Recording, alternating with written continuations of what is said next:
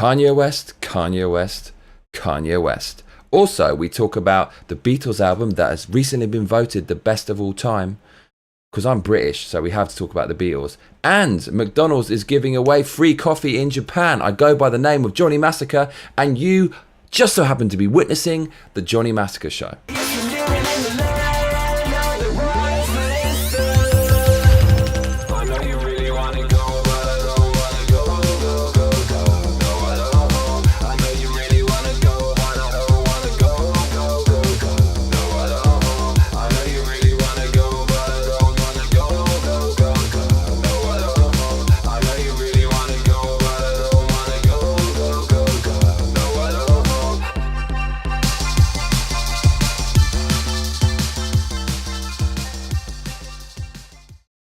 Hello people, how you doing? It is Monday morning in Tokyo, 10:21 a.m.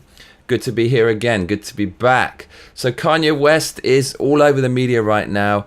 As I predicted, the media are going absolutely fucking mad. They are all doing their nuts about Kanye. And yeah, my thoughts on Kanye are actually changing a little bit. When I watched the Donald Trump interview again, I kind of felt that I painted it out as if Kanye is completely innocent and Donald Trump's completely innocent in this. And I don't think it was too sinister, but at the same time, conservatives are absolutely desperate for any celebrity support they can get because most celebrities are left. So I kind of feel that the reason they let him in there was basically because he's black and he'll appeal to black voters. I don't think it was just some completely selfless act. Because looking at Kanye's behavior, honestly, the guy, in my opinion, he is mentally ill. I said this on the last episode. Definitely not something you should joke about or play around with. And also, I don't think you should completely discredit what he says because he might be mentally ill. But it's so obvious from his behavior. Anyways, I want to draw your attention to an article about Kanye West. And in the same way that the left said anyone who supports Trump is deplorable, is a sexist and a racist, and that's why everyone voted for Trump. Now you're going to start seeing all the left-wing media saying how Kanye West is crazy, so you shouldn't listen to him, and it's just going to make more people listen to him. I don't think people should put too much stock in what Kanye is saying. They should put stock in his music. That's what he is. He's a music producer, but he's not a political commentator. But still, I want to draw your attention to an article attempting to smear Kanye West. And this kind of stuff is just so dishonest. And it helps you get on board with the cause and get behind Kanye West because he's being attacked unfairly in quite a lot of corners. Now, the worst article I could find was on Esquire.com. So here we go, Esquire. The title is, "It's Time to Hold Kanye West Accountable." Subtitle, "He doesn't deserve to come back from this." What a bunch of cunts. So Esquire, this crappy website that no one's ever heard of, that has a name that belongs in the early 90s and should have stayed there and disappeared when we entered the thousands and 2010s, is judging Kanye West and saying he doesn't deserve to come back. That means his career should fail for wrongthink, for what he said. So if you speak your mind, even if it's a bit ranty, if you disagree with it politically, then the guy's whole career should be trashed. That is disgusting. This is written by Malcolm Amy Musoni. Sounds like some kind of cheap pasta you pick up at Tesco's. So this article says, when you're a fan of a musician, your job is to support them. And then it goes on, but what happens when you refuse to hold that artist accountable?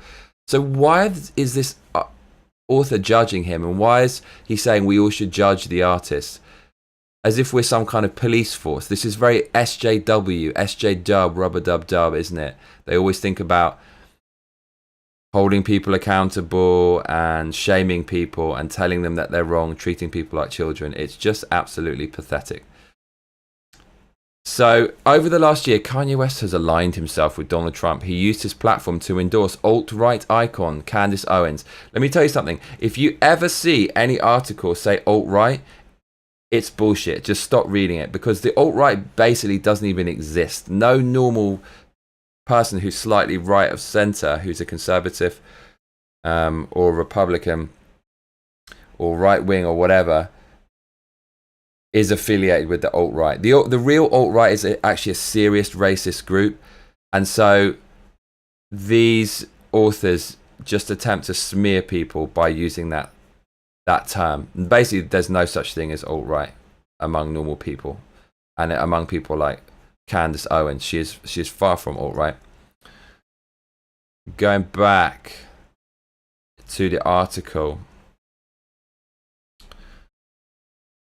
it continues. Kanye West said things like slavery was a choice, which he apologized for. So this is completely out of context. Kanye West was not saying that slavery was a choice when slavery was actually around. He was saying since slavery's finished, he's saying black people have a choice to free their mind from mental slavery and not do what they're told anymore. So he was not, of course, he wasn't saying the original slavery was a choice. So straight off the bat, this article is just seeking to smear Kanye West. It's evil, it's disgusting. I hate people like this.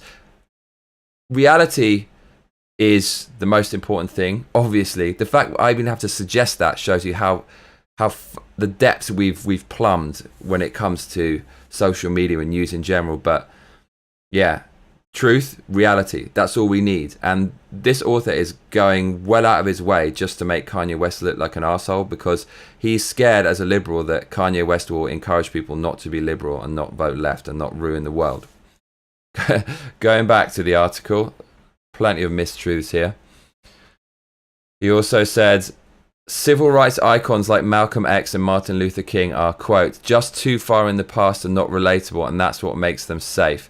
Which is absolutely true. So these people are not around anymore, and they can't resonate with people. People can't connect with them as much as they would as if someone was a public figure. And he's absolutely right. So we need more public figures who are speaking the truth that certain people can identify with. Back to the article. Last week he called for the 13th Amendment to be abolished.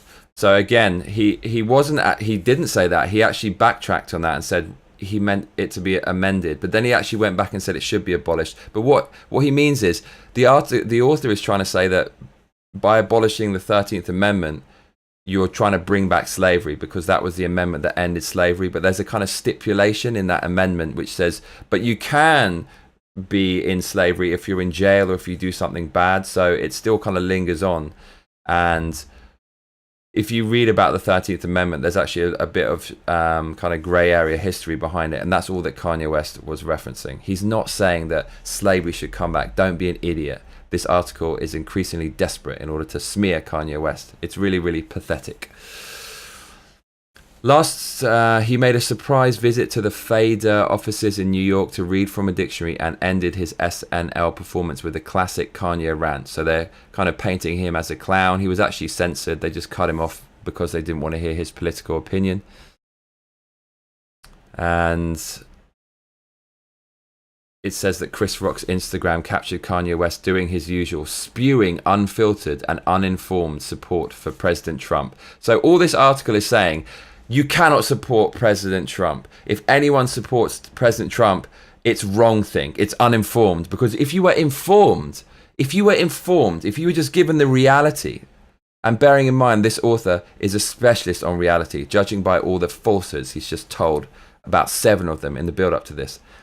Judge, if you're just informed about Donald Trump, you would not support him, because categorically he's evil. These people are so ignorant, so stubborn, so refusing to accept anyone else's opinion, that they're just desperate, pathetic people, and they spend their lives trying to destroy people who have different political opinions. Kanye West is allowed to support Donald Trump. And I hate it when people say, if you actually knew what you were talking about, if you were informed, you wouldn't think that way. All this is wrong thing. Kanye West support Donald Trump, wrong thing. Why? Because he's a black man, and black people can't support Donald Trump. They all have to act the same way. Liberal thinking is the real racism, expecting people of a certain skin color to think a certain way.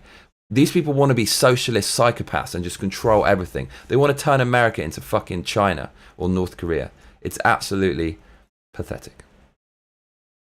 So then the article shows a video of the supposed rant. It actually was a bit of a rant, to be fair. And then says, as if that wasn't enough, Kanye visited the White House on Thursday to deliver a soliloquy in the Oval Office in front of Trump and the White House press pool.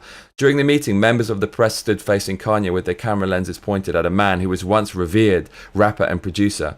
So now, because he likes Donald Trump, no one likes him anymore, apart from the fact he just had a #1 album about 3 weeks ago. So this article is just really, really shows you how pathetic the media is these days, how little trust we have in the media, because it's just absolutely infested with lies. It's not even attempting to cover up their lies or make it a little bit believable. It's just straight up lie after lie after lie in your face.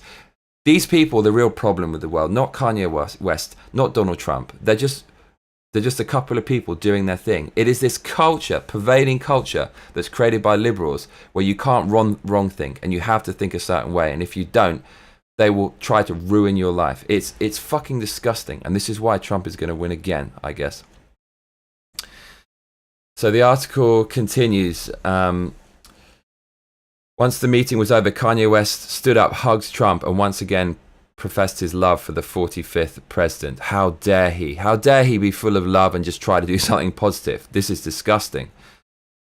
Kanye is doing these things because he can.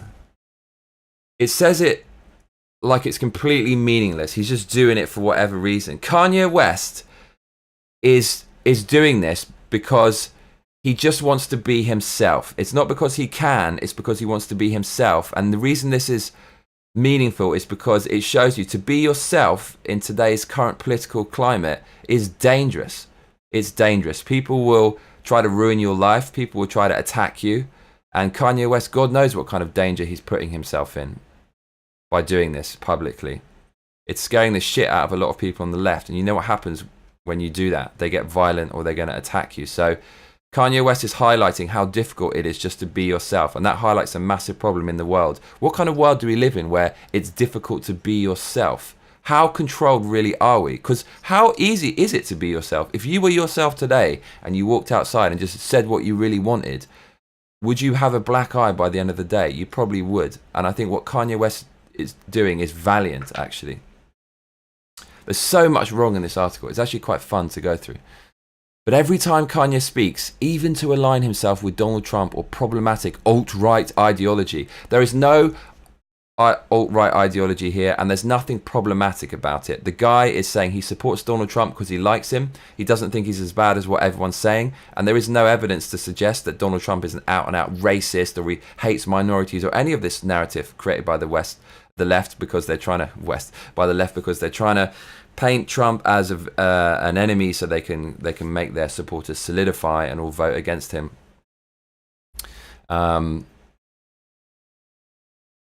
Yes, there is none of that. There's nothing problematic about it at all, and there's no alt-right ideology. The article says that Kanye speaks to a captive audience. He speaks to cameras and recorders, to reporters and fans, taking in his every word. Oh my God, Kanye West might actually inspire someone or make someone like Donald Trump. We have to shut down this wrong thing, everyone. This guy has a lot of power. When he speaks, he might influence people. We have to destroy him. How dare he speak? He can't speak, just like this author is speaking here. But no one's asking to shut him down. You see how this works? The hypocrisy. Kanye's... let's continue. So, celebrities have made attempts to reach out to him or criticize him on social media. So, literally nothing positive has been said. There's a lot of people who have got behind Kanye and are bigging him up. But this is people try to help him. People are criticizing him. If you'd never heard of this guy, Kanye West, and you read this, you think he was a fucking criminal and he's a complete cunt. When actually, if you watch what he said, he's just passionate and he's trying to show some love. Jesus Christ, people. Who's the evil person here? Kanye or the liberal media? Yeah, and we continue to see Kanye collaborating with some of the biggest names in the business, making appearances on Saturday Night Live, landing on Billboard's Hot 100. So it's saying that quite spitefully. Yeah, well, this guy who's saying all this evil stuff that's going to destroy the world is still on the Billboard Hot 100, which completely goes against everything that this author is saying. The author is saying, hypocritically, that everyone's reaching out for him, everyone's criticizing him, and he's basically full of shit, and yet he's more popular than ever. That's a bit of a contradiction, because if he was so full of shit and so evil, why would all these people be supporting him? You think everyone's evil who supports Kanye West? This is ludicrous. So then it goes on to talk about this guy from TMZ, some liberal screed, confronting Kanye West. The only time someone confronted him, this author is saying, when actually liberal authors up and down the country are confronting him passively. on a daily basis. And yeah, what this guy said to Kanye is just, it was bullshit. He said, while you are making music and being an artist and living the life that you've earned by being a genius, the rest of us in society have to deal with these threats to our lives. What threats to your lives? What has Donald Trump done that is threatening your life other than giving you some fucking amazing economy? Is he putting you in jail? Is he sending out the fucking police to silence you with clubs when you protest violently in the streets? No, none of this stuff. Donald Trump is not killing anyone. This overreaction, this desperate attempt to paint him as some evil person is backfiring massively, because any reasonable person can see Donald Trump is not any of these things at all. Just an unbelievable article, really. We have to deal with the marginalization that has come from the 400 years of slavery that you said for our people was a choice. Oh, poor me, the marginalization. When you're in the freest country in the world, the best country ever to be a minority, a country where you had a black president and pretty much everyone's hero is a black hip-hop artist like Kanye West, someone who you're trying to tear down. This guy is the modern image of America. Black guy. He made it off his own back. There was nothing holding him back in his way to stop him. He overcame all the obstacles on his own without playing the victim and without blaming his failure on white people or whatever, or the system. So this guy is a living example, someone we need around, and this author's trying to take him down. So I could go on and on and on through this article because it just doesn't let up. It is pretty relentless. Yeah, so I just wanted to have a bit of a rant about Kanye West and the unfair treatment he is receiving from the media. As I've said on multiple times, I do think he is a bit sick. He came on to Twitter yesterday and had a rant before he slept. And I mean, wow, the guy is a bit disturbed. He's talking about his huge IQ score. He said he got 133. He's a genius. And he talks about how much money he's got and changing the world. And the guy clearly has bipolar disorder.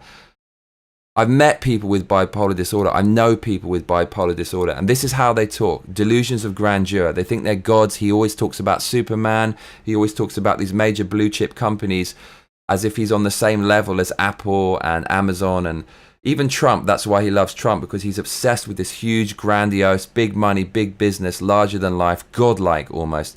And that's Kanye West. So I do worry about him. And the media can easily discredit him and smear him as mentally ill. But what he's saying is just, you don't have to be a Democrat, which is true. And black people don't have to think a certain way because of their skin color, which is true. That's all Kanye West is saying. And by saying that, he's trying to free himself. He's an absolute trailblazer. That's all he's trying to say. And I think what he's saying is relevant. And don't let the media try to just smear him as purely his disease. He is this disease. He is mentally ill, because he's not. The guy has changed the cultural landscape. He's someone who should be respected. And just because he's so unique and a little bit out there doesn't mean he doesn't have a good point. And that's all I have to say about that. So moving on, Beatles album. So this is kind of a weird thing to have on the Johnny Massacre show, because there's like a new poll about the best Beatles album all the time. But maybe you don't know, I love the Beatles, so that's why I wanted to talk about this. Have a look at this small article. The Beatles' psychedelic masterwork, Sgt. Pepper's Lonely Hearts Club Band, has been named the most popular British album in history. The official charts company said Saturday that the band's 1967 classic is Britain's favourite album based on physical sales, downloads and streams in the UK. The album found the four mates from Liverpool at their most experimental and inventive, and includes favourites like With a Little Help from My Friends, and that was sung by Ringo Starr, so that's quite a rare singing appearance there, and A Day in the Life. A Day in the Life is often rated as one of the best Beatles songs ever made, and it is really, really something. It's moving, and the structure is just brilliant. It is the culmination of four genius artists, and a genius composer and producer called George Martin, who recently died. God rest his soul. That's an absolutely brilliant song. Magnum opus. The band by then had stopped touring and was focusing its effort on studio work under the guidance of producer George Martin. The album came ahead of Adele's 21. Jesus Christ, that should not be in the top fucking 10, let alone the top 21, which finished second.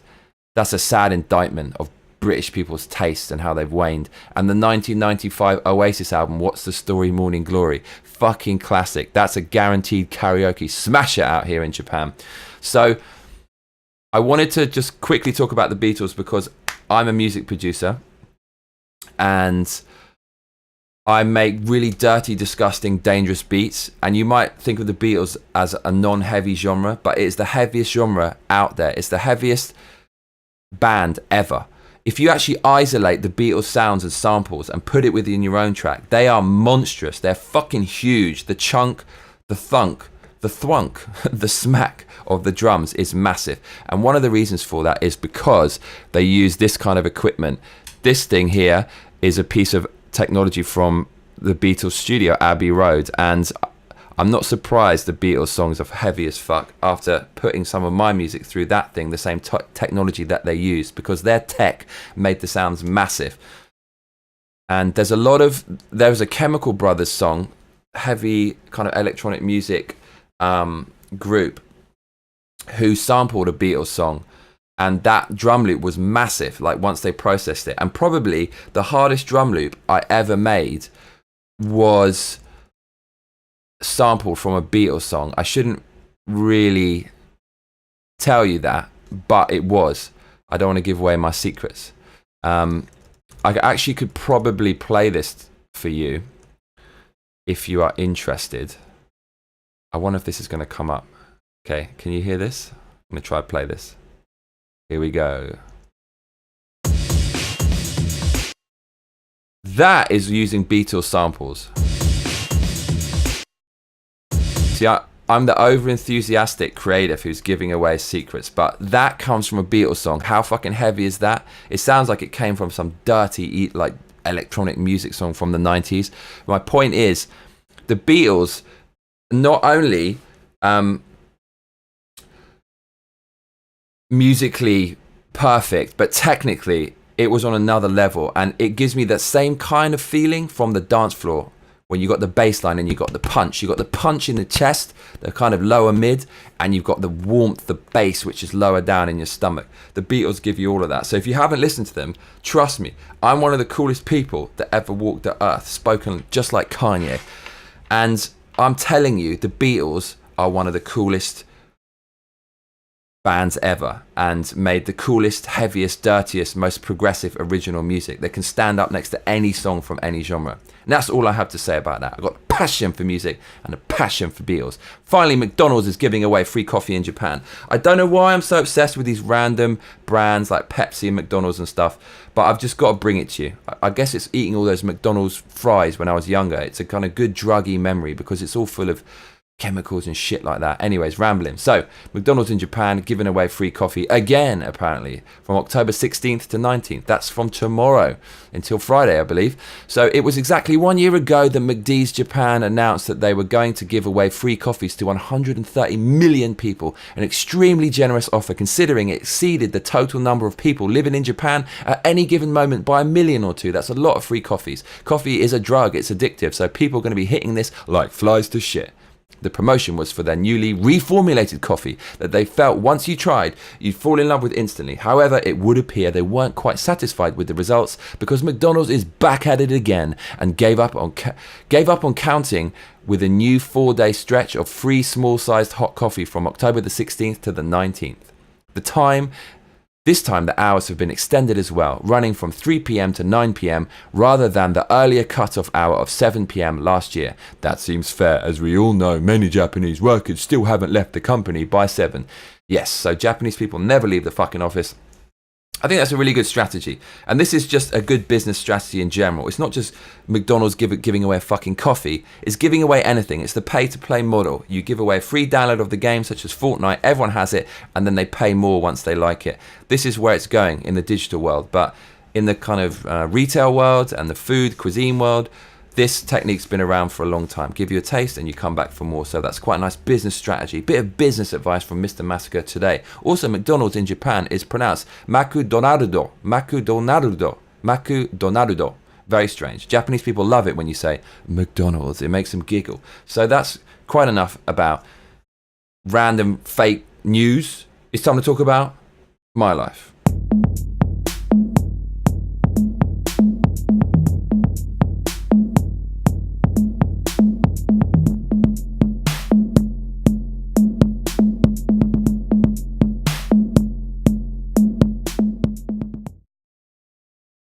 Sitting here like a lemon. Didn't realize that was so short. So what's going on in my life? There was an anti-immigrant protest in Tokyo recently, which is quite funny. So let's open this up. Far-right group staging a nationwide anti-immigrant day. That's me. I am the immigrant here. I am the minority. So you wonder why I like these topics about minorities and politics, because actually I have a little bit of experience. The right-wing, hard right in Japan want me the fuck out of their country. And you sometimes see them, and you can encounter that kind of racism, but it's very, very rare. And the country, it's set up to make me fail. It favors Japanese. Actually, it does. If you want to rent an apartment, any foreigner here will tell you, once they speak to a real estate agent, the real estate agent will negotiate the apartment. And then finally, when the real estate agent begrudgingly says, by the way, my client is a foreigner, they just hang up the phone. So it's all set up against me. Boo-hoo. What do I do? Try fucking harder. Kick down the door. So yeah, far-right group. And it's by the Japan First Party. So you can see why it's very easy for the left to smear anyone on the right who's proud of their country as a racist. Because all of the racists talk about pride in their country first. And it's really easy to conflate those two people together. But let's be honest here, these people are a fringe. They're such a minority. So people who are right-wing or conservative in Japan, they can be proud and they should be proud, and pride is really important, and we need to separate pride from racism, because everyone should feel proud of their country, I think, unless it's a complete shithole, of course. But somewhere like England, yeah, there's a lot to be proud about. Let's be honest, mate. England's made a lot of good shit. We basically, we created the English language, and right now we're one of the financial capitals of the world and one of the education hotspots of the world with some of the best universities in education. So you know what? You got to be proud, motherfucker. But these racist dudes, they're a little bit too proud. So here's the flyer, all in Japanese, basically explaining why immigrants have to get out of Japan. And they claim that an increase in foreigners will cause an increase in crime, and that extra tax money will need to be spent on interpreters and other staff to deal with this, which is actually true.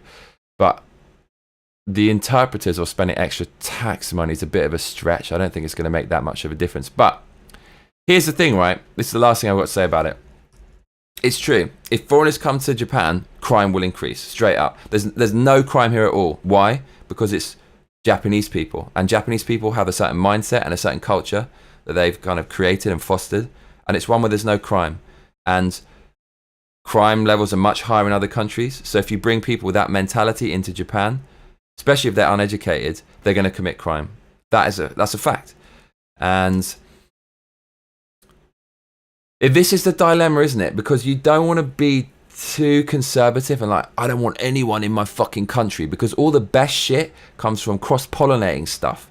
You know, Japanese people basically invented the video game industry, but then it gave rise and inspired Western developers who developed things further and made wicked titles like Halo. So, you know, you've got to cross-pollinate, but at the same time, you don't want to fuck up your culture. And having more foreigners in here, there will be more crime. And there's plenty of other things as well that I love about Japan that will be destroyed. People talking on the phone. When I go back to London, people going blah fucking blah on the phone, on the fucking train, when this creative with a busy mind is trying to fucking concentrate a little bit, get some peace and quiet. That really pisses me off. In Japan, no one speaks on the train on their phone, but I've seen foreigners do it, so they have a point. They have a point.